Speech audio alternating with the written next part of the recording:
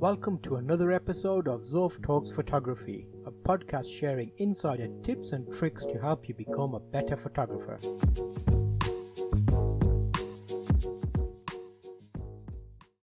Hello and welcome to this episode. Today we've got a special one for you. We're going to be speaking to Stephen from Beyond the Exposure channel. We spoke to him before about his mobile phone, but today we're going to be speaking to him about his journey, his photography journey, to be more specific, and his cameras. So what he started with, where he is now, and what he actually uses today. So you'll find this really interesting. We'll bring over to Stephen now. And hello, Stephen. How are you? Hey, how you doing?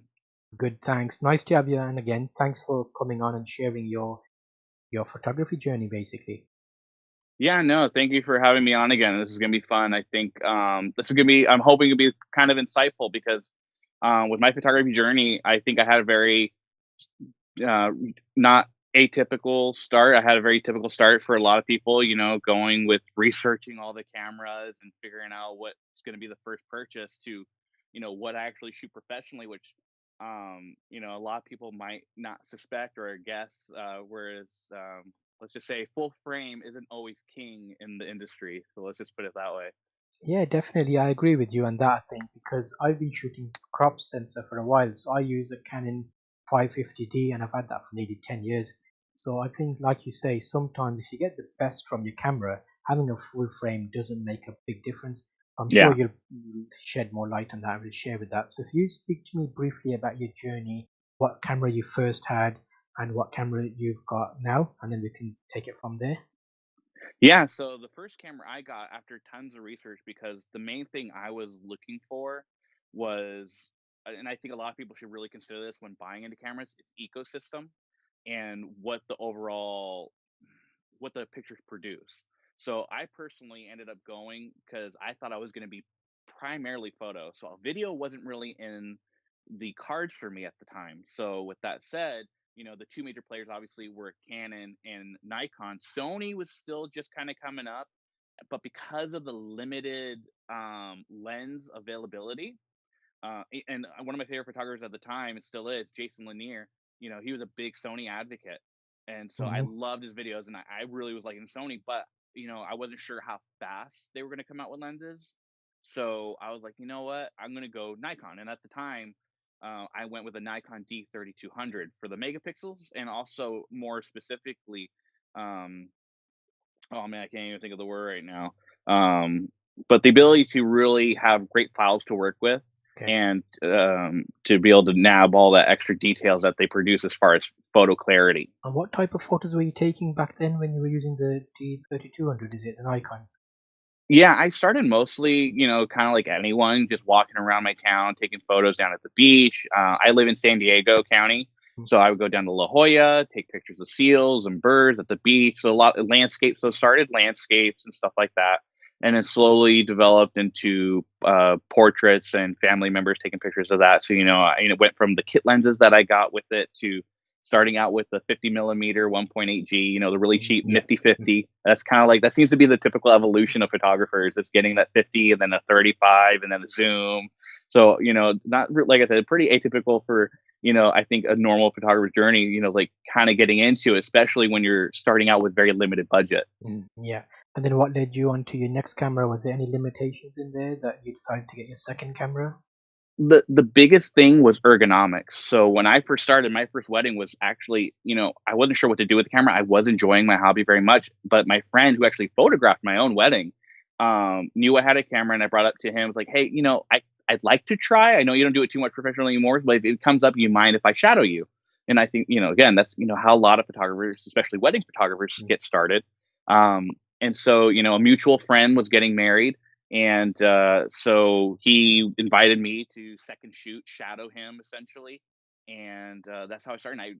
That wedding, I fell in love with weddings, just shadowing, and that's how, like, I really want to do this. So that's kind of put my time and effort um, into that, and I learned really quickly. Ergonomics was a very big thing, actually, not necessarily the camera at the time, but ergonomics. So being able to adjust your aperture, shutter speed. Um, so after that, I actually invested and ended up getting a D7100 because of the Okay. ergonomics. So that really helped me because still staying very focus based on photo only. So I wasn't too concerned about video. So I mean, it did video, but that was more, Canon kind of did better at that. But I wanted the megapixels at the time for cropping my photos and for um, you know getting all those extra details from having the extra megapixels and the colors that Nikon produced. Yeah, wow, that sounds really good. So you've had quite a nice journey. What sort of time span do you reckon that is from getting your first camera to where you are now, just in terms of years, rough idea? Oh, um, I guess 5, 6 years? Yeah, about 6 years. Yeah. I think that's about typical. So for most new photographers, it takes a good 2, 3 years before you can nail down Yeah. exactly, depending on how much you shoot, that is. If you shoot Yeah. more, it might be a bit quicker, but most of us start as a hobby, so we slowly kind of pace ourselves and learn new things and use YouTube, for example, to find new techniques. Yeah, personally, all my education is YouTube. Yeah. It's all YouTube. So SLR Lounge, DP Review, like a lot of the major YouTube channels. So it's all that. Jason Lear, like I Yeah. mentioned, it was all those kind of YouTube channels, just learning from them. And for me personally, like one of the first things, when I get obsessed with something, like I really dive right in. And so like immediately like, okay, that's the key. It's like if you can't manipulate light, you're not going to get the best photo possible because you're always going to be restricted by the available light. So I've always said to new people that I've talked to, it's like we're not just photographers, we're also light manipulators, we're light shapers, we're light sculptors because that's how you get the best photo intentionally. Yeah, definitely. And I think that nicely leads us on to your current setup. So what camera are you shooting with now? So, I was probably like a lot of people's like, oh, like this we just had Black Friday. A lot of people like, ooh, Nikon, for example, had great prices on full frame cameras, like the D610 and the D750. Fantastic cameras, even to this date, despite their age. They're great cameras for stills. But me personally, I actually did try the D750. I even tried the D810 with the massive 36 megapixel camera. Everything was so heavy. I was shooting with the 7200 and then also, all those big zoom lenses and the weight was killing me. I tended to, because I didn't like the weight of the zooms, I tended to be more of a prime shooter myself. So 85 was my best friend at all the times, and then obviously the either like a 24 or 35 millimeter I really loved, in the two between the two, being able to just walk back and forth whatever shot I needed. But even then the weight was getting to me. Fortunately, not Fuji, being I believe a really great company that's very innovative and listens to their clients, us the photographers, was just coming out with with that XT3. So I immediately put my reservation in because it had everything I wanted. Um, the big thing is everyone's big concern. Well, not full frame. You're not getting the same depth of field. You're not getting the same low light performance. It's not a professional camera. Well, lo and behold, it does amazing low light performance. And the nice thing about it too, it's low light performance.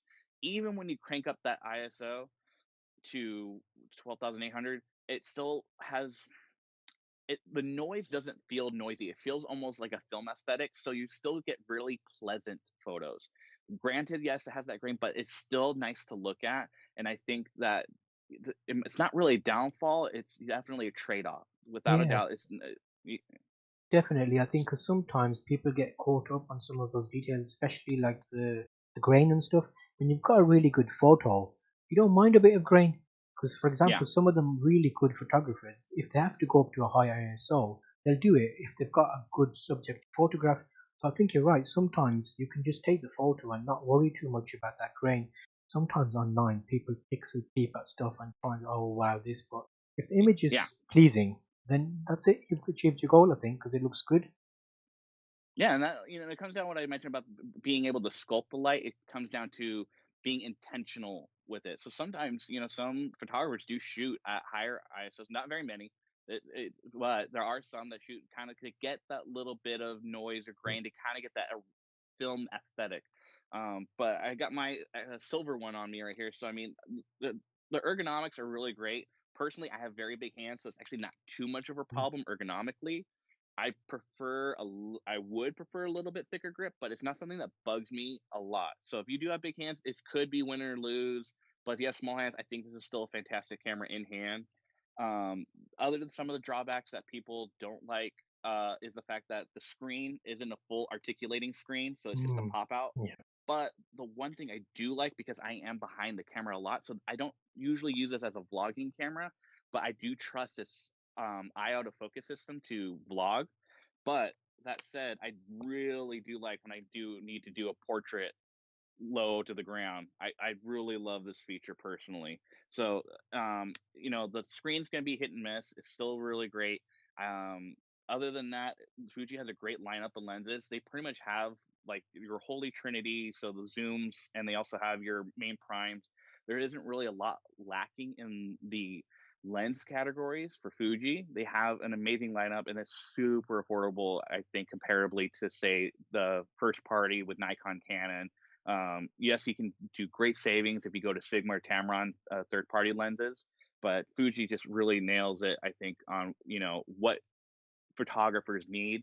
The only area that they kind of struggle, I think, is more of the sports photographer lenses.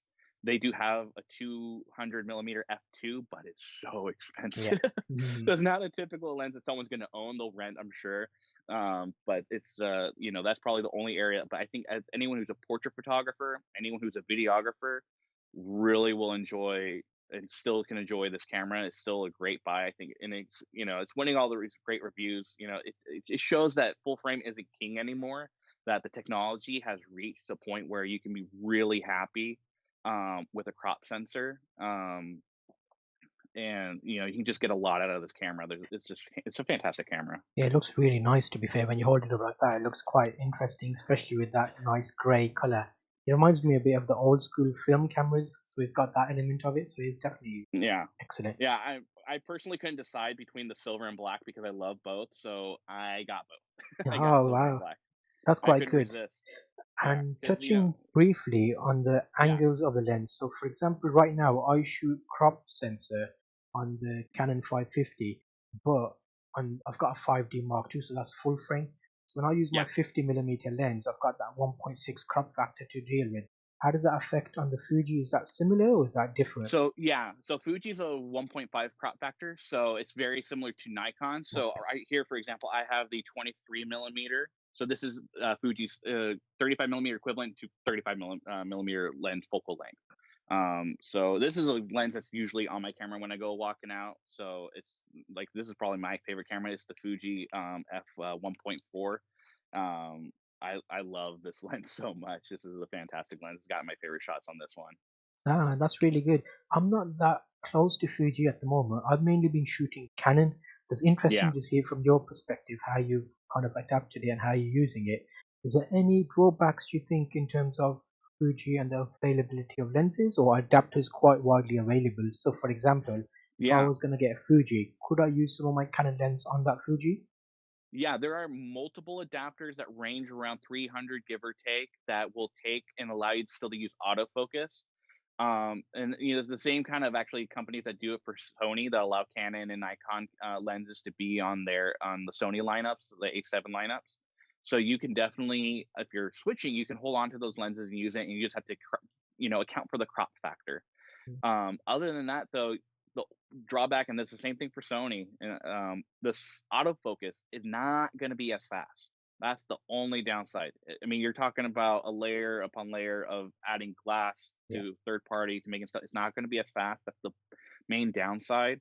So autofocus, it could be it could be questionable to do in a professional setting because you're not going to have the success rate. Let's just put it that way, of nailing crisp shots as if you were going to go with a Fuji lens on a Fuji body. That's going to be the downside. So, do you mean for both video and photo autofocusing, or just video? Yeah, it's Oh, okay. autofocusing. It's going to struggle. Okay. They're not the best.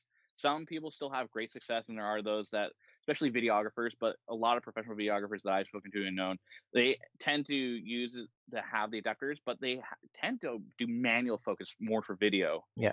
which is something I'm practicing with myself. Is because to walking around, they tend to really kind of get Yes. in there with the manual focus anyway. Yes, and I think that nicely brings us on to the next stage because I know you're starting to do a bit more video work with the camera. So, what's your setup like for the video side of things? Well, I took inspiration from Caleb. from Caleb down at DSLR Video Shooter, and he had a fantastic video on a handheld rig for Fuji because he also owns an X-T3. So here we go. So I kind of took inspiration from him. This is my new video rig that I'll be using to help me shoot also my upcoming first documentary. So basically, what I got here going is multiple plates. Most of the stuff is from Small Rig. So the cage that is specifically built for the XT3, so it's more snug. It actually, what I really love about it, even without the stuff on it, I'll still keep it on no matter what because it just gives me that extra grip on the side here for the XT3. So it fits my hand up more to a comfortable pace. Like I said, I have bigger hands. I added an extra handle, so more stability when I'm walking. I mean, I can hold this thing pretty steady for a while. We have a top handle, so that way if I want to do more handheld, I ended up with a Free World Ultrabyte video monitor. Wow. The reason I went with this super affordable monitor, if I remember, it's just around 200, between 200 and 300. I don't know what the current price is going for it, but the ultra bright actually has enough LUTs to be seen during daylight. So I don't need a monitor hood. I can see this in bright daylight regardless. So it gets super bright. I can do 1080p 60 frames a second with this. So I know I can still do video monitoring and record for slow mo. It does 4K at 24 frames or actually 30 frames a second, but it won't do 60, even though the Fuji itself does 4K 60 frames, which Mm. is fantastic if you are a 4K shooter. Just this video monitor doesn't do that. There are video monitors, obviously, but they're much more expensive if you want that. And then I just have my shotgun. This is just the Takstar, that really cheap $25 shotgun mic, just so I have audio to help me sync if I do plan on, because I actually have a DD S Mic 2S for capturing audio, and I use a Tascam audio recorder. So for interviews, I have a separate audio setup, so I capture audio more crisp, but then I still keep the shotgun mic on here so that way I can sync my audio better in post. Okay, and is there any plans to add any more onto that in terms of like a follow focus or anything, or is that further? So I haven't decided because I kind of like, because of the, okay, so that's where it brings me to this bottom plate. So I have this great bottom plate so I can remove this part. I'm using a Sony, I believe it's 4900 milliamps battery. So this one battery I actually use, it's a dummy plate into my camera. So it keeps power to my camera and to my monitor. So I don't have, if I just need to change batteries for everything, I just change one battery and this thing lasts a good amount of time. So there's really nothing taking apart, getting to the plate beneath. I just have to replace one battery.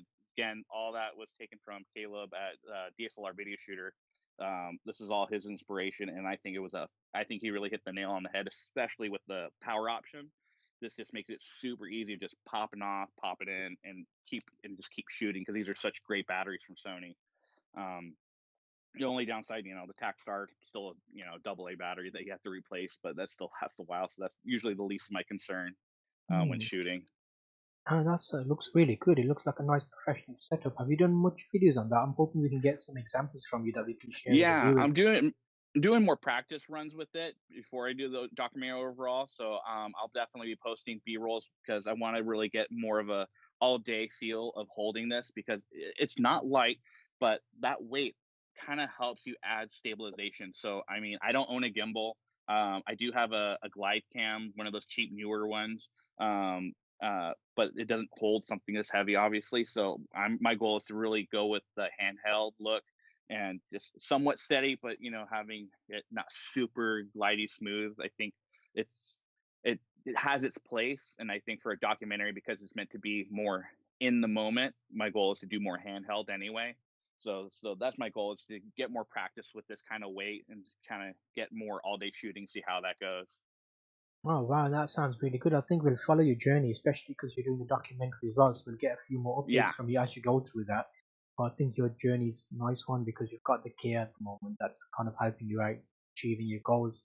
So you'll get to a Yep. nice documentary with a professional grade because that's a really good rig. I'm hoping at some point I'll get to that point with my stuff and kind of share stuff. Yeah, I mean, I think that's the nice thing is when we talk to other photographers like me talking to you, we kind of get that inspiration. I mean, we need more Mm. positivity, and especially in our community of photographers and videographers, really need it. I think we need more. I love what you're doing, like having me on the cross branching and supporting one another and building up that community. So it's like if anyone wants to, you can go to my channel Beyond the Exposure.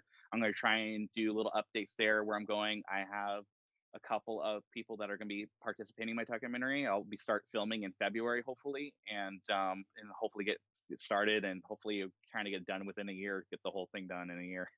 Wow, that's a tight deadline, I think. As you get through it, you'll see that there's a lot of things that need adjustments and things, but it's a good goal to have, I think. I'm definitely sure you'll manage to do that, especially if you get all that footage up and edited.